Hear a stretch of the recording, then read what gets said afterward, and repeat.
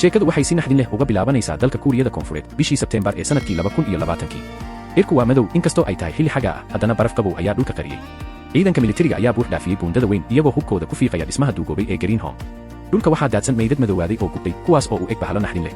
Si lama filaan ah, waxaa dhismaha ka soo baxaya wiil dhalinyaro ah oo ay dhiigu qariyeen, kaas oo lagu magacaabo Hyun-soo. Wuxuu u socdaa dhanka ciidanka isagoo daciif ah. Askartu iyagoon hubsan inuu binu-aadam yahay iyo in kale waxay ku fureen rasaas xooggan. Laakiin mucjiso ayaa dhacday, xabadihii ma joojin dhiiggiisii, mana uusan dhicin. Aan dib ugu laabano sheekada halkii ka bilaabatay hal bil ka hor. Hyun-soo oo ah wiil dhalinyaro ah oo nolosha ka quustay ayaa soo degaya dhismaha Greenhome. Wuxuu wataa kombuyuutar duug ah, indhihiisana waxaa ka muuqda murug iyo quus. Markii uu soo galayay waxaa istaajiyay ilaaliyaha dhismaha oo u muuqda nin qariib ah, laakiin Hyun-soo xitaa ma eegin. Sababtu waxay tahay maskaxdiisa waxaa ku jira hal fikir oo keliya, inuu isdilo. Hyun-soo wuxuu dugsiga ku soo maray jirdil iyo dhibaato badan. Waxaa intaas u dheer, waalidkiis iyo walaashiis waxay ku dhinteen shil gaari, isaguna wuxuu dareemayaa inuu isagu dambiile yahay maadaama uu isagu badbaaday. Isagoo aan haysan meel uu aado, wuxuu iibiyey gurigoodii wuxuuna soo degay qolkan yar ee dhismaha Greenhome. Wuxuu fuulay saqafka sare ee dhismaha si uu halkaas isaga soo tuuro. Isagoo raba inuu boodo ayuu arkay gabar qurux badan oo baranaysa ciyaarta balletka, taas oo lagu magacaabo Inu. Gabadhaas halkii ay ka naxi lahayd waxay si kulul ugu tiri, haddii aad dhimanayso meel kale tag, halkan dhib ha noo keenin. Hadalkaas naxariis darrada ah wuxuu sababay in Hyun-soo uu dib u dhigo go'aankiisii ismiidaaminta. Dhismahan Greenhome waxaa degan dad qariib ah. Waxaa jooga ilaaliyaha dhismaha oo ay dadku sidii adoon ula dhaqmaan, kaas oo caloosha ka buuxsaday uqdad. Waxaa kale oo jira haweeney la yiraahdo Sang Lin-soo oo riixaysa gaariga carruurta oo maran, iyadoo u barooranaysa cunugeedii ka dhintay sanado ka hor. Markii uu Hyun-soo saqafka ka soo degayay, wuxuu arkay ilaaliyaha oo sanka dhiig uga yaalo, isagoo isku dayaya inuu dadka basaaso. Isla xilligaas wiishka dhismaha waxaa ku kulmay dhowr qof, Jisoo oo ah gabar gitaarka garaacda, iyo macallin Jae-hoon oo ah nin aaminsan diinta Kiristaanka laakiin seef weyn wata. Waxaa kaloo soo galay nin wejiga nabar ku leh oo la yiraahdo Sang-wook, kaas oo ah nin aad u khatar badan. Sang-wook wuxuu qol ku xiray nin dambiile ah, isagoo u xirxiray sidii boqshad si uu uga arguto. Habeen madow sheekadu waxay isu beddeshay qarow. Hyun-soo wuxuu maqlayaa dhawaaqyo naxdin leh oo ka imaanaya bannaanka qolkiisa. Markii uu albaabka furay, wuxuu arkay baastadii uu internetka ka dalbaday oo dhulka ku daadsan. Markii uu bannaanka eegayna, wuxuu arkay gacmo dhiig leh oo ku dhex jira baastada. Si lama filaan ah, waxaa soo muuqatay haweeney naxdin leh oo xidhan dhar guduudan. Waxay ku qaylinaysay, iga fura. Waxaan rabaa inaan galo. Sankeeda waxaa ka soo butaacayay dhiig aad u badan, wejigeeduna wuxuu bilaabay inuu isbeddelo. Hyun-soo oo argagaxsan ayaa qolkiisii ku cararay, isagoo ogaaday in haweeneydii ay u beddelantay bahal. Dhanka kale, dhismaha hoostiisa waxaa ka dhacay buuq weyn.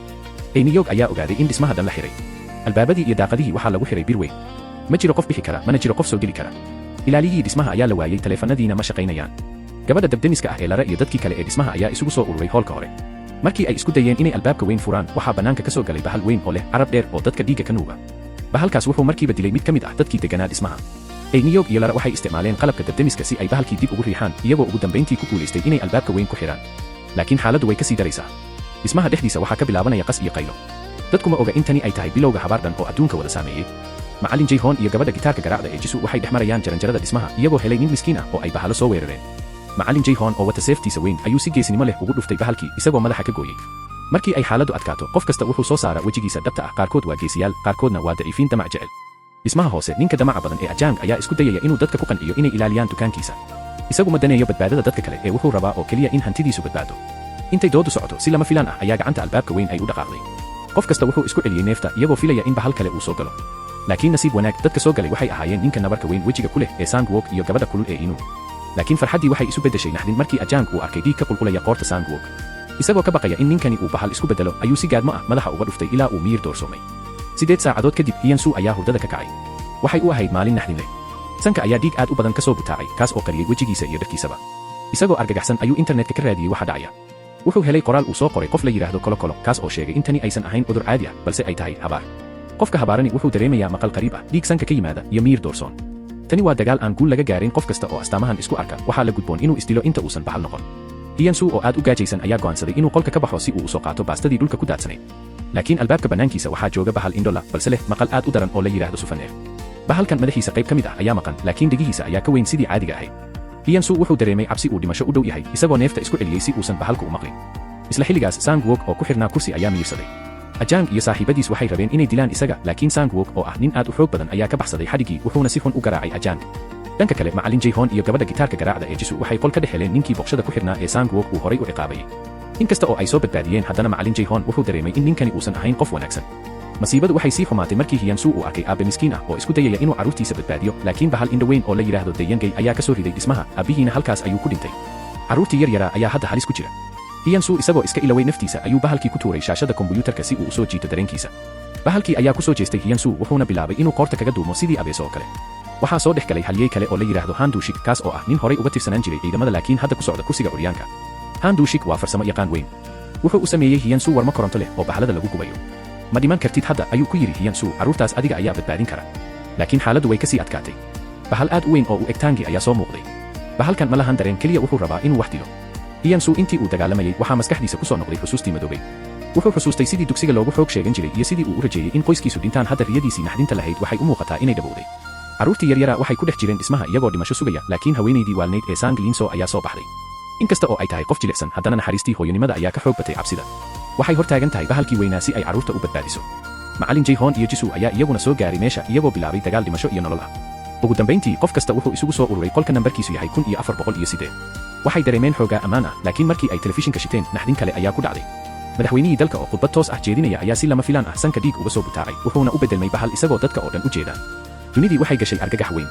Dhismaha hoose jawigu waa mid kacsan. Ninka munaafaqnimadu ka muuqato ee Manga Daran ayaa soo jiidaya sanduuq weyn oo cunto ka buuxdo. Wuxuu isku dayayaa inuu dadka ku soo jiito raashinkaas si uu hogaamiye ugu noqdo, laakiin ninka isna qariibka ah ee Dokshi ayaa dareemay wax khaldan. Wuxuu arkay dhiig ka soo daadanaya sanduuqa dhexdiisa, isagoo diiday inuu taabto cuntadaas wasakhaysan.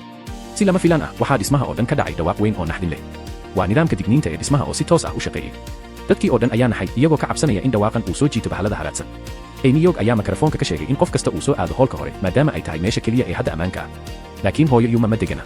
Waxay teleefankeeda ku aragtay in gabadheedii yareed ee UR ay bannaanka joogto. Iyadoo waalan ayay isku dayday inay albaabka furto si ay gabadheeda u badbaadiso. Askari dhalinyaro ah oo la yiraahdo Awey ayaa go'aansaday inuu naftiisa halis geliyo. Wuxuu u orday dhanka gabadha yar, laakiin dhowr talaabo markuu u jiro waxaa dhacay masiibo. Bahal carab dheer oo haraadsan oo ku dhuumanayay agagaarka albaabka ayaa Awey ku dhuftay carabkiisa dilaaga ah. Indhayn yar gudahood ninkii dhalinyarada ahaa wuxuu noqday meyd. Eyniyog wuxuu ku qasbanaaday inuu albaabka birta ah hoos u soo rido si uu dadka kale u badbaadiyo, isagoo indhaha ka qabsaday hooyo Yuma oo arkaysa gabadheedii iyo askarigii oo bahal korunayo. Dhanka kale gabadha geesiyada ah ee Lara waxay ku dhex jirtaa qolka korontada iyadoo isku dayaysa inay korontada dhismaha soo celiso. Laakiin nasiib darro waxaa weerar ku soo qaaday bahal u eg aaro weyn oo la yiraahdo aaro bahal. Lara waxay gashay dhuumaha hawada ee dhuuban iyadoo bahalku uu gadaalka eryanayo. Waa orod dhimasho iyo nolol ah. Markii ay ka soo baxday dhuumaha waxay aragtay wax aysan rumaysan karin, teleefankeeda oo soo dhacaya, waxaana soo wacaya ninkeedii ay islaheed uu dhintay. Sidee bay taasi ku dhici kartaa? Subaxnimadii dambe telefishinka ayaa soo saaray digniin degdeg ah. Militariga ayaa sheegay in masiibadani aysan ahayn fayras caadi ah, balse ay ku xiran tahay damaca qofka. Qofka dhexdiisa haddii uu jiro damac waali ah, wuxuu u bedelmaa bahal u eg damacaas. Waxay sheegeen inay jirto muddo la yiraahdo xilliga dahabiga ah. Waa xilliga u dhexeeya markii sanka dhiigu ka yimaado iyo markii qofku bahal u bedelmo. Xilligaas qofku ma dhinto, wuxuuna leeyahay awood uu ku bogsado, laakiin maskaxdiisu weli waa binu aadam. Dhismaha dhexdiisa dadku waxay u codeeyeen in Hiyansu dhismaha laga saaro maadaama uu yahay bahal. Laakiin Eyniyog oo ah nin maskax badan ayaa codayntii been ka sheegay si uu u haysto Hiyansu, isagoo u raba inuu u isticmaalo sidii qalab dadka kale ku badbaadiyo. Naxdin kale ayaa soo baxday markii ninka nabarka weyn wejiga ku leh ee Sang-wook uu ogaaday sirta naxdinta leh ee Manga Daran. Sang-wook wuxuu helay furaha qolka qarsoodiga ah ee ninkan. Markii uu furay wuxuu arkay sawirro naxdin leh iyo hanti laga soo xaday carruur yaryar oo la dilay. Manga Daran maahan qof caadi ah ee waa dilaa carruurta gumaada. Sang-wook isagoo caraysan ayuu dube weyn ku bilaabay inuu ku garaaco dilaagaas ilaa uu dhiig u qubo. Ugu dambayntii Sang-wook wuxuu dilaagii Manga Daran u jiiday bannaanka dhismaha isagoo u dhiibay bahladii bannaanka joogay si ay u cunaan. Markii uu rabay inuu bannaanka iska joogo si uu u dhinto, waxaa gacanta qabtay mid ka mid ah dadkii dhismaha isagoo gudaha u soo jiiday. Mararka qaar bahalka dhabta ah maahan kan bannaanka jooga ee waa kan binu-aadamka dhexdiisa ku jira. Maanta siraha madow ee dhismahan ayaa fashilmaya. Ninka nabarka weyn leh ee Sang-wook ayaa ku dhex jira riyo naxdin leh. Isagu maahan dilaa caadi ah, balse waa dhibane ay cadaalad darradu gubtay. 20 sano ka hor aabihiis ayaa ku dhintay dabsi ula kac ah loo shiday, laakiin ninkii falkaas geystay ayaa la xukumay 11 bilood oo keliya. Cadaalad darradaas ayaa ka dhigtay Sang-wook nin arguta ah. Riyadaas dhexdeeda wuxuu ku soo toosay argagax, isagoo si lama filaan ah u eejiyay gabadha kalkaalisada ah ee Yuri. Nasiib wanaag markiiba wuu iskartay, laakiin naxdintu waxay ku reebtay Yuri inay neeftu ku dhagto. Dadka kale ee dhismaha degan ayaa bilaabay inay xantaan iyagoo leh waa dilaa waalan oo ay tahay in dhismaha laga saaro, laakiin markii uu hor yimid midkoodna kuma dhiiran inuu kelmad yiraahdo. Dhanka kale gabadha dabdemiska ah ee Lara waxay ku jirtaa safar halis ah. Waxay gaartay rug caafimaad oo uu ninkeedii ka shaqayn jiray. Waxay halkaas ka heshay kombuyuutar uu ku qoran yahay sir naxdin leh. Ninkeedii wuxuu ogaaday in habaarkani uu xiriir la leeyahay damaca qofka. Waxaa jira wax la yiraahdo xilliga dahabiga ah, qof kasta oo ka badbaada 15 maalmood isagoo leh calaamadaha bahalka wuxuu noqonayaa qof si gaar ah u bedelmay. Dadkaas waa rajada kaliya ee binu-aadamku leeyahay. Laakiin militariga ayaa qabtay Lara. Waxay ku sameeyeen jirdal iyo su'aalo adag. Si ay nafteeda u badbaadiso, waxay u ballan qaaday militariga inay u keeni doonto qof ka mid ah dadka isbedelaya ee dhismaha ku jira si tijaabo loogu sameeyo. Hadda nolosha dadka dhismaha Green Home waxay saaran tahay gacanta Lara. Dhismaha gudihiisa xaaladdu way ka sii daraysaa. Biyo ma jiraan, korontadiina way goday. Eyniyog wuxuu go'aansaday in koox loo diro qaybta hoose ee dhismaha si ay biyo iyo cunto u soo raadiyaan. Hiyansu ayaa loo diray meesha ugu halista badan. Isagoo dhex maraya dhuumaha hoose, waxaa si lama filaan ah u soo weeraray bahal u eg aaro weyn kaas oo ku xirxiray xadhig adag. Sang-wook, Macallin Jae-hoon iyo Eyniyog ayaa u soo gurmaday si ay u badbaadiyaan Hiyansu. Laakiin jidka waxaa kaga soo baxay bahalka ugu dheereeya dunida ee Fimutui. Bahalkan xawaarihiisu waa hilaac, wuxuuna bilaabay inuu mid u weeraro kooxdii geesiyaasha ahayd. Dhanka kale hoolka hore ee dhismaha waxaa ku soo yaacay bahal kale oo caaro ah, laakiin haweenka dhismaha ayaa markan muujiyay geesinimo. Waxay isku xireen xadhko iyagoo bahalkii gubay ilaa uu dambas noqday. Markii ay kooxdu dib ugu soo laabatay hoolka, waxaa dhacay wax kale oo naxdin leh. gabadha gitaarka garaacda ee Jisoo ayaa ku dhacday xanuunka qabirka. haddii aan hadda qaliin lagu samayn way dhimanaysaa. New York oo bartay cilmiga caafimaadka ayaa go'aansaday inuu qaliinka sameeyo laakiin ma haystaan daawo iyo qalab midna. mar kale koox yar oo ka kooban Hyunsu, Sang-wook iyo kalkaaliso Yuri ayaa loo diray inay bannaanka dhismaha ka soo raadiyaan daawooyin. ka hor inta uusan bixin Hyunsu wuxuu xusuustay waqtigii madow ee uu dugsiga ku jiray. wuxuu ahaa wiil naxariis badan laakiin wiil taajir ah oo waalan ayaa bilaabay inuu jirdilo iyo inuu nolosha ku gubo. waalidkiis xitaa ma difaacin sababtoo ah aabihiis wuxuu u shaqaynayay wiilkaas taajirka ah aabihiis. cid kasta ayaa ka tagtay Hyunsu, taasna waa sababta uu doonayay inuu dunidan ka tago. si lama filaan ah waxaa soo muuqday bahalkii weynaa ee taankii. qof kasta wuxuu moodayay inuu dhintay laakiin si mucjiso ah ayuu dib ugu soo kacay. kooxdii alaabta doonatay ayaa naxdin la kulantay markii taankii uu gaarigoodii sidii qashin u tuuray. dhismaha gudihiisa xaaladdu waa mid naxdin leh. gabadha gitaarka garaacda ee Jisoo waxay qarka u saaran tahay dhimasho. New York wuxuu go'aansaday inuu qaliin ku sameeyo isagoon haysan wax daawo ah oo lagu suuxiyo. mididii qaliinka markii ay maqaarka taabatay Jisoo waxay la soo kacday qaylo xanuun badan oo dhismaha dhan laga maqlayo. isla xilligaas bannaanka dhismaha waxaa ka socday dagaal dhimasho ah. Hyunsu ayaa isku dayay inuu taankii joojiyo laakiin bahalkii ayaa sidii kubadda oo kale u haraatiyey. nasiib wanaag gabadha dabdemiska ah ee Lara ayaa ku soo laabatay gaari weyn oo dabdemis ah. waxay sidii geesiyaasha ugu dhacday bahalkii iyadoo ku riixday dalool weyn oo dhismaha u dhow. gaarigii ayaa ku qarxay bahalkii dhexdiisa waxaana halkaas ku dhammaaday nolosha bahalkii taankii. kooxdii way badbaadeen biyo nadiif ahna waa loo keenay dhismaha laakiin naxdintu weli ma dhammaan. macallin Jae-hoon iyo Sang-wook ayaa isla fadhiistay iyagoo cabaya xoogaa khamri ah iyagoo ka sheekaysanaya carruurnimadoodii. laakiin jawigii degganaa waxaa carqaladeeyey bahal hor leh. waa ilaaliyihii dhismaha oo hadda u beddelmay wax laga argagaxo. wejigiisu waa qudhun waxaana ka buuxa duqsi iyo dixiri isagoo wata miishaar weyn oo koronto ku shaqaysa. ilaaliyaha waalan wuxuu bilaabay inuu qof kasta oo jidka uga soo horbaxa hilibkiisa googooyo.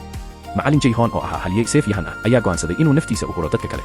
isagoo garabka ka dhaawacan ayuu seeftiisii ku bilaabay dagaal dhimasho ah. si lama filaan ah macallinku wuxuu bahalkii ku riixay wiishka dhismaha isagoo gacanta mid ku qabtay bahalka gacantana kale ku qabsaday bamdab ah.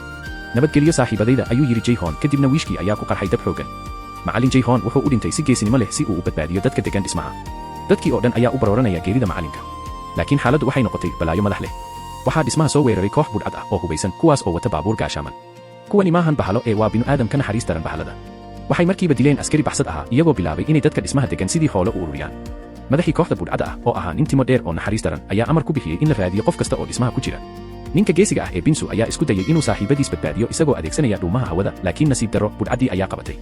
dhismaha dhexdiisa kooxdii budhcadda ahayd waxay dhulka ku sawireen goobo weyn. waxay ku amreen dadka dhismaha degan inay gudaha u galaan oo aysan marnaba ka soo bixin. hadda dhismihii wuxuu isu beddelay xabsi naxdin leh. si uu u muujiyo naxariis darradiisa madaxa budhcadda ee Lang-mo ayaa si lama filaan ah u toogtay qof miskiin ah oo kadib dhacay goobta. maanta binu-aadamka hilibkiisu waa ka raqiis yahay kan xayawaanka ayuu yidhi Lang-mo isagoo qoslaya. wuxuu bilaabay inuu ka sheekeeyo kiniisad uu dadkeeda arkay iyagoo isdilay isagoo raba inuu dadka ku qanciyo in binu-aadamku uusan naxariis lahayn. laakiin ninka muraayadaha gashan ee Yan Hyok ayaa istaagay isagoo geesi ah si uu u mashquuliyo budhcadda. dhanka kale gabadha dabdemiska ah ee Lara iyo ninka nabarka weyn leh ee Sang-wook ayaa dhuumaalaysi ku dhex jira dhismaha.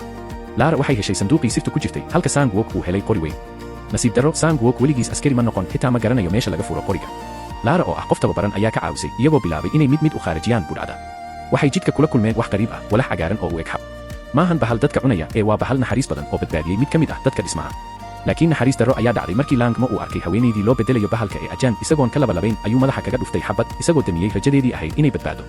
dagaalku wuxuu u guuray saqafka sare. budhcadda ayaa u kaxaysay Hyunsu halkaas si ay u dilaan. laakiin wax ka yaabiyey ayaa dhacay. mid ka mid ah kooxda budhcadda ee la yidhaahdo Guwabi ayaa isbeddelay. Guwabi maahan binu-aadam caadi ah ee waa oo u eg dhiig dareeraya kaas oo geli kara meydadka dadka. wuxuu bilaabay inuu dilo saaxiibadiisii budhcadda ahaa isagoo raba inuu Hyunsu ku qanciyo inuu binu-aadamka wada gumaado. dhismaha gudihiisa gabadha kalkaalisada ah ee Yuri ayaa qarka u saarnayd inuu budhcad kufsado laakiin gabadha gitaarka garaacda ee Jisoo ayaa timid iyadoo wadata seef jabtay waxayna si naxdin leh u dishay budhcaddii. laakiin Yuri neefta ayaa ku dhegtay sababtoo ah cudurka neefta oo ay qabtay. Sang-wook ayaa u soo gurmaday isagoo dhabarka ku xambaaray si uu bannaanka u geeyo. si lama filaan ah irku wuxuu noqday gudcur qoraxduna way goday. Hyunsu oo arkay saaxiibadiis oo la dhibayo ayaa cad waali ah qaaday. jidhkiisa waxaa ka soo baxay baalal madow oo u eg mindiyo af badan. wuxuu u beddelmay bahal aad u awood badan oo baala leh. markii uu Hyunsu rabo inuu dadka oo dhan gumaado isagoo miirla waxaa soo dhex galay halyeyga Tuye. isagoo ku socda lugihiisa oo hadda uun u bogsaday si mucjiso ah ayuu isku duubay Hyunsu. maahan qaladkaaga wiilkaygiyow ayuu yidhi Tuye isagoo jidhkiisa ay ka mudayaan baalashii mindida ahaa ee Hyunsu. naxariistaas hoose waxay keentay in Hyunsu uu miirsado laakiin Tuye halkaas ayuu ku neef baxay isagoo badbaadiyey nafta wiilka. sheekadu waxay ku dhammaanaysaa si murugo leh. dadkii dhismaha degganaa waxay heleen dhuun hoose oo ay kaga baxsadaan dhismaha iyadoo gabadha dabdemiska ah ee Lara ay ku haysato militariga bannaanka. laakiin xaaladdu weli ma dhammaan. Hyunsu wuxuu ka soo baxay dhismaha isagoo u lugeynaya dhanka militariga dhexda barafka.